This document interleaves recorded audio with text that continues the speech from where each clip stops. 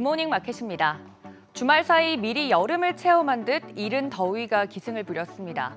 하지만 투자자들의 등에 식은땀이 난 또 하나의 이유는 바로 이란과 이스라엘 간의 전쟁 때문이었는데요. 유가가 고공행진하고 있는 와중에 전쟁 이슈라니 엎친 데 덮친 격입니다. 지난주 금요일 앞서 앵커님들이 말씀해 주신 대로 뉴욕 증시 이란과 이스라엘의 무력 충돌이 임박했다는 소식에 급락했습니다. S&P 500이 1.46%, 다우지수가 1.24% 하락했고 나스닥도 1.62% 하락하는 등 3대 지수 모두 하락으로 마감이 됐고요. 참고로 러셀 2000 지수도 1.93% 하락하면서 2% 가까이 떨어졌습니다.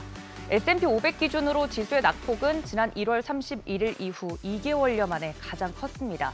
전반적인 투자 심리가 약해지면서 하락세를 가중시킨 것과 주말 동안 또 어떤 사건이 발생할지 모른다는 불안감에 투자자들의 매도세가 가속화됐습니다. 금요일 하루 동안 전 섹터 크게 하락했습니다. 하락장에서 강하다는 유틸리티 섹터도 1%가량 하락했고 소비순환재 섹터는 2% 가까이 하락했습니다. 종목별로도 보시면 시총 상위주들 중에서 애플 제외하고는 대부분 하락을 했고요. 지도 전체적으로 봐도 초록불을 찾아보기가 어렵습니다. 특징적인 종목을 위주로 좀 짚어보자면 미국의 최대 은행이죠. JP모건 체이스가 올해 1분기 호실적 이어갔지만 은행의 핵심 수익원인 순이자 이익 전망이 기대를 밑돌면서 주가가 6% 이상 하락했습니다. 제이미 다이먼 JP모건 체이스 회장은 이날 실적 발표에서 많은 경제 지표가 호조를 이어가고 있지만 앞으로 다수의 중요한 불확실한 요인들의 경각심을 여전히 갖고 있다면서 지정학적 위험 증대, 인플레이션 증대 압력, 연준 양적 긴축 등 3대 위험 요소로 해당 사항들을 지목하기도 했습니다. 지난주는 내내 물가지표의 시장이 짓눌렸다면 이번 주 초는 중동발 우려 때문에 난항이 예상됩니다. 간단하게 타임라인을 좀 정리를 해보자면 이란이 이스라엘을 대대적으로 공격한 데는 나름의 이유가 있습니다.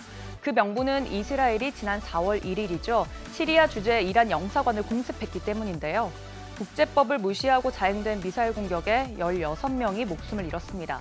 이것에 대한 보복으로 이란이 공격을 감행했고 이스라엘이 이에 대한 재보복을 하느냐 마느냐 하는 상황인 겁니다.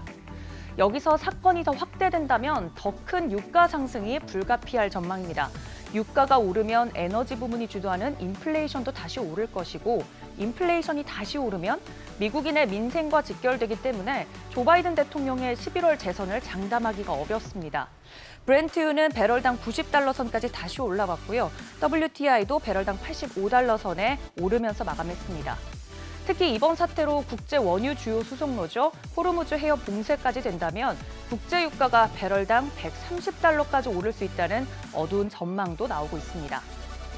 단숨에 공포 수준 가까이 내려온 심리지수입니다.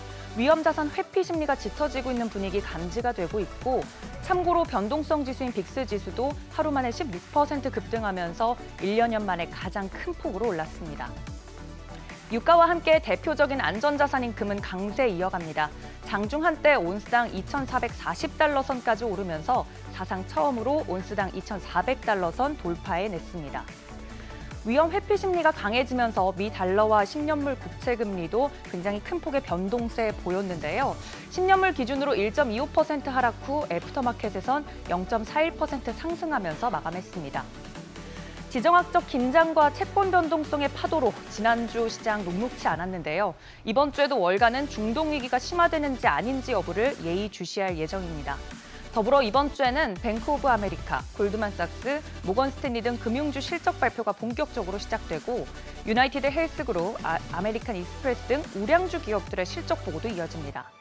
지난 분기에 이어 이번 분기에도 기업들의 실적은 긍정적일 것으로 예상이 되고 있습니다만 투자 심리가 크게 훼손된 상황에서 작은 악재에도 크게 휘청일 수 있는 만큼 시나리오별 대응책을 마련하셔야겠습니다. 굿모닝 마켓이었습니다.